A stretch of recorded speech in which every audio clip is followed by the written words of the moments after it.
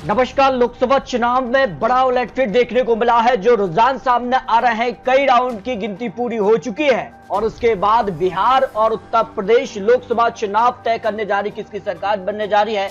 तो नीतीश कुमार क्या तय करेंगे सरकार लोकसभा चुनाव में किसकी बनेगी, इसकी भी बात करेंगे। साथ ही दो विधानसभा चुनाव के भी नतीजे यहां पर सामने आ रहे हैं। तो लोकसभा चुनाव में कई राज्यों में एनडीए को बड़ा झटका लगा है, जिसमें उत्तर प्रदेश महत्वपूर्ण माना गया। उत्तर प्रदेश से ही केंद्र को रास्ता जाता है और उत्तर प्रदेश में इस बार समाजवादी पार्टी ने सेंध लगा दी है, जिसके बाद लोकसभा चुनाव में या बीजेपी को अपने दम पर बहुमत नहीं है, लेकिन एनडीए फिलहाल यहां पर 290 के आसपास दिखाई दे रहा है। क्या आने वाले वक्त में बदलाव देखने को मिलेगा? लोकसभा चुनाव में अहम हो जाते हैं या नीतीश कुमार, टीडीपी और या ममता बनर्जी लोकसभा चुनाव तय करेंगे, क्योंकि काफी कुछ हलचल लोकसभा चुनाव में देखने को मिली है।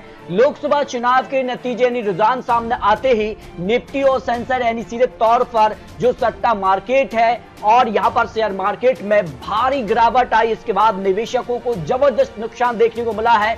निवेशकों को 13 लाख करोड़ का नुकसान का अब तक अनुमान सामने आ रहा है, क्योंकि लोकसभा चुनाव के जो नतीजे हैं वो बिल्कुल बदलते नजर आए हैं। क्योंकि 288 विशेष 236 सीटों पर कड़ी टक्कर देखने को मिल रही है, लेकिन बिहार समेत कई राज्य महत्वपूर्ण हो जाते हैं। इसके अलावा 71 ऐसी सीटें हैं जो तय करने जा रही हैं लोकसभा चुनाव में किसकी सरकार बनेगी। क्या 71 सीटें ऐसी हैं जो कम मार्जिन इन पर दिखाई दे रहा है? क्या वो भारतीय जनता पार्टी एनडीए से जुड़ेंगी या फिर इंडिया गठबंधन के पक्ष में जाती हैं? तो इंडिया गठबंधन को बहुमत का आंकड़ा मिल सकता है, लेकिन जो हलचल है वो तय करेगी 2024 के लिए कांग्रेस का नेतृत्व जेडीयू और टीडीपी के संपर्क में। जो बड़ी खबर अगर आ रही है, टीडीपी और कांग्रेस के लिए जेडीयू अगर जुड़ जाते हैं फिर इंडिया गठबंधन में, तो फिर बड़ा उलटफेर देखने को मिल सकता है। साथ ही दो प्रदेशों के विधानसभा चुनाव के भी नतीजे आए हैं। दोनों प्रदेशों में भारतीय जनता पार्टी को अच्छी खबर है, क्योंकि आंध्र प्रदेश के लिए टीडीपी के साथ जो भारतीय जनता पार्टी का गठबंधन हुआ है उसको पूर्ण बहुमत का आंकड़ा अब तक मिल चुका है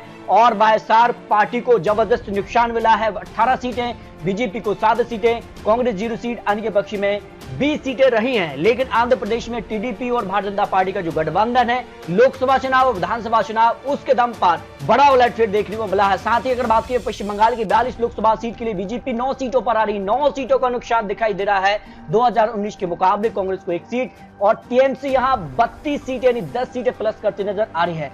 आंध्र प्रदेश की अगर बात की जाए तो टीडीपी को 16 सीटें मिली हैं और टीडीपी से संपर्क बनाया जा रहा है कांग्रेस का। अगर टीडीपी या इंडिया गठबंधन में शामिल हो जाता है तो फिर बड़ा उलटफेर, क्योंकि 288 सीटें प्लस भारतीय जनता पार्टी के साथ है और 16 सीटें टीडीपी के अगर कम हो जाती हैं तो सीधे तौर पर फिर जो एनडीए बहुमत का आंकड़ा है 272 उसके पीछे नजर आएगी। और फिलहाल बीजेपी को बहुमत का आंकड़ा नहीं है, एनडीए को बहुमत का आंकड़ा दिखाई दे रहा है। लेकिन कैसे आंकड़े आगे बदलते हैं ये महत्वपूर्ण है। लेकिन इंडिया गठबंधन 236 सीटों पर आगे दिखाई दे रहा है।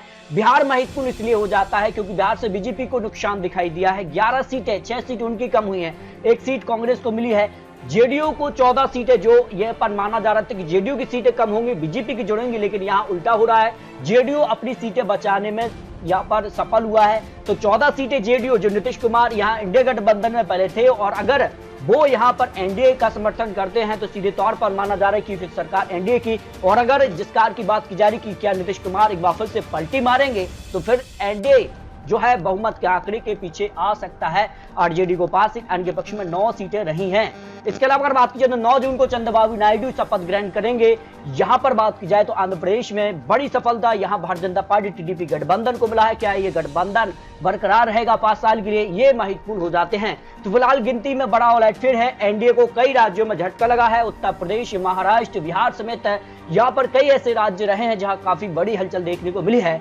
तो सवाल है कि 400 पार जो कांग्रेस दावा करी 295 सीटें, कांग्रेस भी उस आंकड़े से पीछे नजर आई अब तक और जो भारतीय जनता पार्टी एनडीए भी है वो 405 के पीछे नजर आ रहा है। फिलहाल अगर बात की जाए तो अब तक जो रुझान उसमें एनडीए को 292 सीटें, इंडिया गठबंधन को 233 सीटें, इनके पक्ष में 18 सीटों पर आंकड़े सामने आ रहे हैं। फिलहाल क्या आंकड़ा बनेगा, क्योंकि अभी भी कई राउंड की गिनती बाकी है। ऐसे में गिनती के बाद फाइनल आंकड़ा किसके पक्ष में रहेगा, 2024 में कौन बाजी मारेगा। लेकिन जो जानकार हैं, विश्लेषक हैं, उनका मानना है कि सीधे तौर पर लोकसभा चुनाव इस बार पैच फंसेगा और कहीं न कहीं जो क्षेत्रीय पार्टी, क्षेत्रीय गठबंधन है वो तय करेंगे लोकसभा चुनाव में किसकी सरकार बन सकती है। तो लोकसभा चुनाव और विधानसभा चुनाव को लेकर आपको कुछ महत्वपूर्ण आंकड़े दिए हैं। बहुत जल्द आपको और लेटेस्ट और महत्वपूर्ण आंकड़े दिखाने जा रहे हैं। तो लोकसभा चुनाव में किसकी जीत होने जा रही है, इसको लेकर राय रख सकते हैं।